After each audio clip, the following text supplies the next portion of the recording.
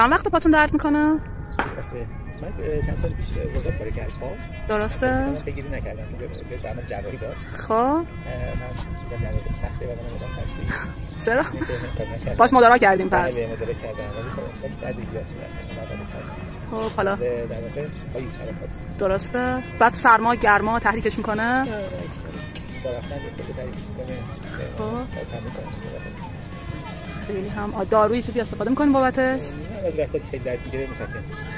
کلا داروهای شیمیایی که فقط کنترل کنندن، درمان کننده نیستن. متاسفانه و چیزی هم به جز حالا اون آسیبای شیمیایی که به بدن میزنن.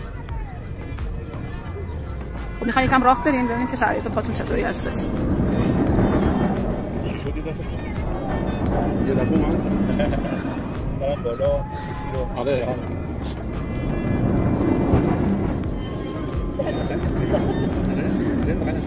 چطور شد شرایطتون الان درد پاتون؟